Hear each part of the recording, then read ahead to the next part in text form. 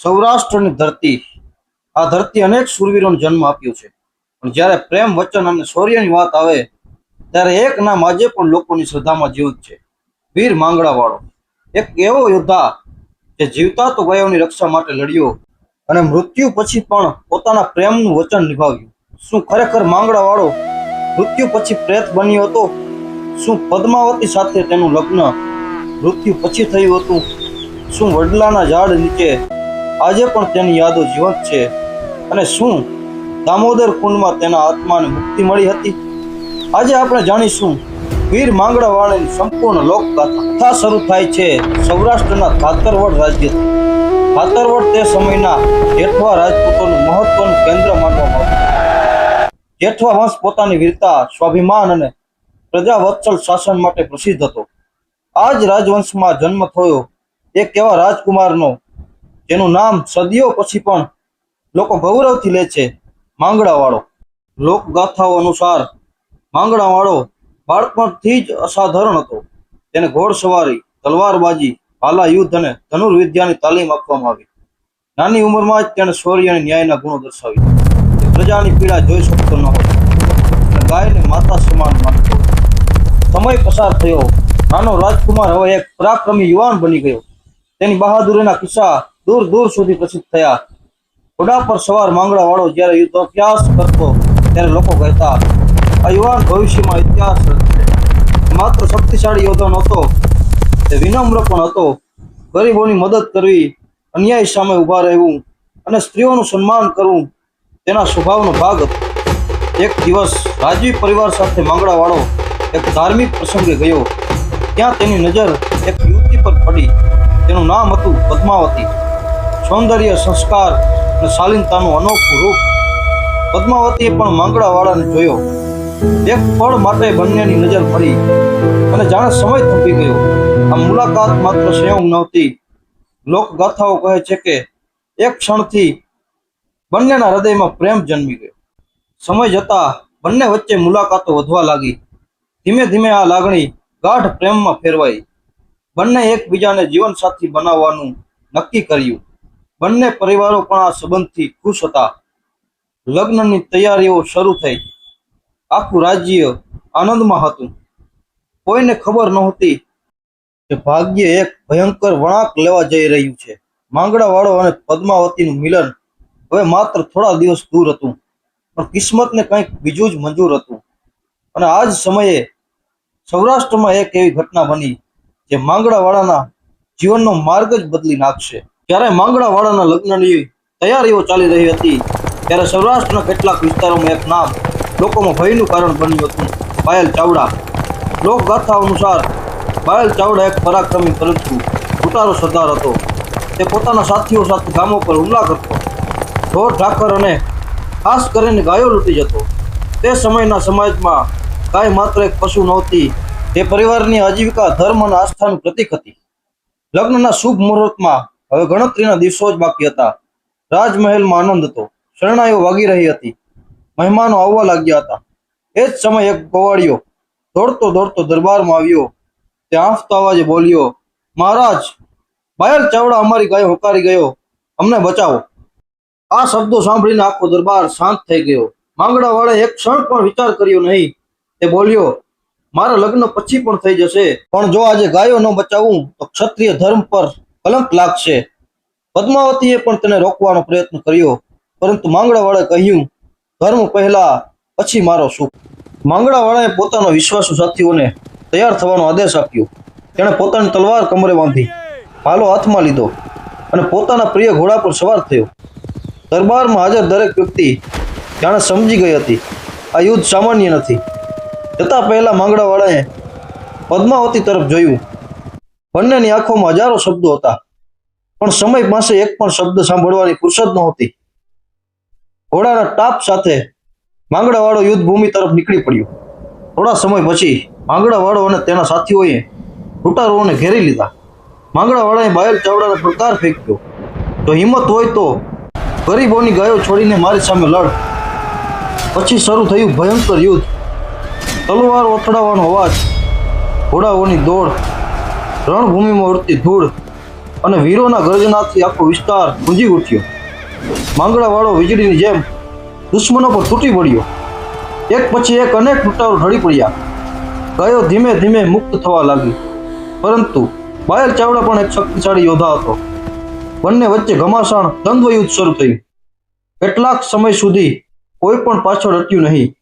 અંતે એક ઘાતકી ઘા માંગડાવાળાની છાતીમાં વાગ્યો. તે ગંભીર રીતે ઘાયલ થયો, પણ છેલ્લો શ્વાસ બાકી હતો ત્યાં સુધી તે રડતો રહ્યો. તેના સાથીઓએ ગાયોને સુરક્ષિત પાછી વાળી. માંગડાવાળાએ આકાશ તરફ જોયું અને ધીમા અવાજે કહ્યું, ધર્મ બચી ગયો. આ શબ્દો સાથે તે રણભૂમિમાં વીરગતિ પામ્યો.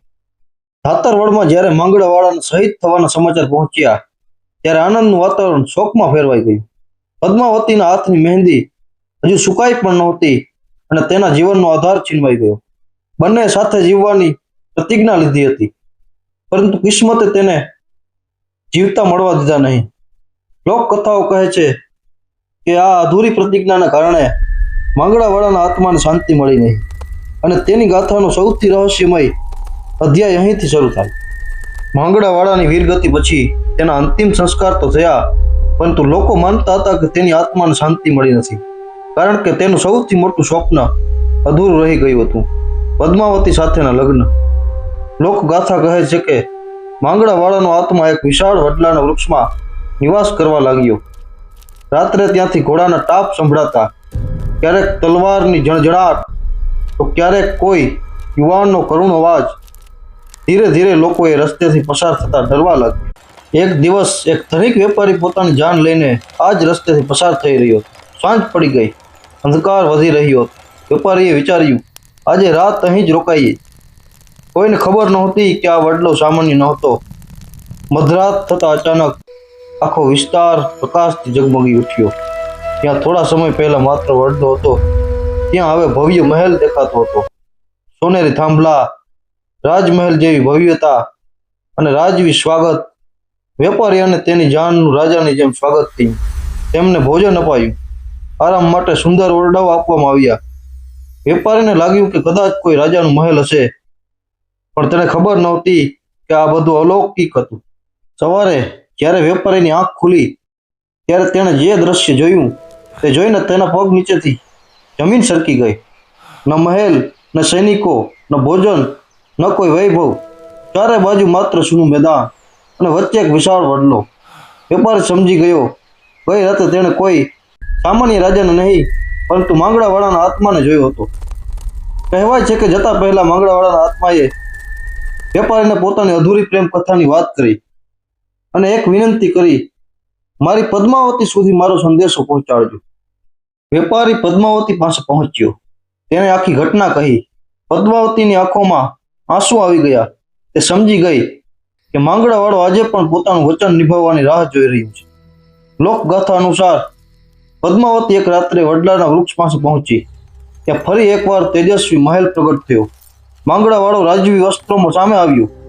બંને એકબીજાને અંતિમ વખત જોયા. વર્ષોનો વિરહ આંસુઓમાં ઓગળી ગયો. કહેવાય છે કે તે રાત્રે બંનેનો આત્મિક મિલન થયો, પરંતુ સૂર્યોદય થતાં જ મહેલ અદ્રશ્ય થઈ ગયો. માંગડાવાળો પણ અદ્રશ્ય થઈ ગયો. પદ્માવતી ફરી એકલી રહી ગઈ, પણ હવે તેના મનમાં એક આશા હતી કે એક દિવસ તેના પ્રિયને ચોક્કસ મુક્તિ મળશે. લોકગાથા અનુસાર માંગડાવાળાનો આત્મા હજુ પણ મુક્ત થયો નહોતો. તેનું એક જ દુઃખ હતું, અધૂરું રહી ગયેલું વચન અને પદ્માવતીથી વિયોગ. વેપારી દ્વારા સમગ્ર ઘટના બહાર આવતા સંતો, ચારણો અને બ્રાહ્મણોને આ વાતની જાણ થઈ. તેમણે કહ્યું, આ વીરનો આત્મા અધૂરી ઈચ્છાને કારણે બંધાયેલો છે. ત્યારબાદ નક્કી કરવામાં આવ્યું કે તેના આત્માની શાંતિ માટે પવિત્ર વિધિ કરવી જોઈએ. માંગડાવાળાના અસ્થિ અવશેષ અને આત્માની શાંતિ માટેના ધાર્મિક કર્મો ગિરનારની તળેટીમાં આવેલા દામોદર કુંડ ખાતે કરવામાં આવ્યા. મંત્રોચ્ચાર વચ્ચે તર્પણ કરવામાં આવ્યું.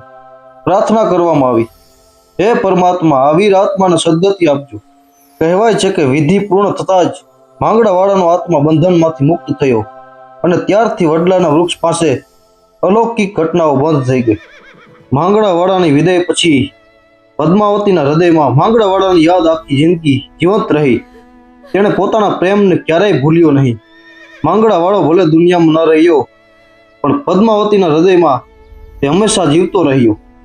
સદીઓ વીતી ગઈ, રાજ્યો બદલાઈ ગયા, સમય બદલાઈ ગયો, પણ વીર માંગડા વાળાનું નામ આજે પણ સૌરાષ્ટ્રના લોકોના હૃદયમાં જીવંત છે.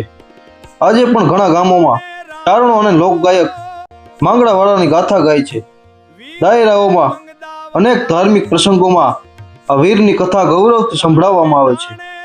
સૌરાષ્ટ્રના અનેક વિસ્તારોમાં માંગડા વાળાને સમર્પિત પાળિયા અને સ્મૃતિ સ્થળો જોવા મળે છે. લોકો આજે પણ ત્યાં શ્રદ્ધાપૂર્વક માથું ટેકે છે. જ્યારે પણ સૌરાષ્ટ્રની ધરતી પર શૌર્યની વાત થશે, જ્યારે પણ વચન નિભાવવાની વાત થશે અને જ્યારે પણ અમર પ્રેમની વાત થશે, ત્યારે એક નામ હંમેશા ગૌરવથી લેવામાં આવશે: વીર માંગડા વાળો. વીર માંગડા વાળાની જગ્યા હાલ જિલ્લો દેવભૂમિ દ્વારકા, તાલુકો ભાણવડના ભૂતવડ ગામે આવેલી છે. ત્યાં આજે પણ લોકો વીર માંગડા વાળા મંદિરની પૂજા કરે છે. જો તમને આ ગાથા ગમી હોય તો વિડીયોને લાઈક કરો, ચેનલને સબસ્ક્રાઇબ કરો. જય વીર માંગડા વાળો.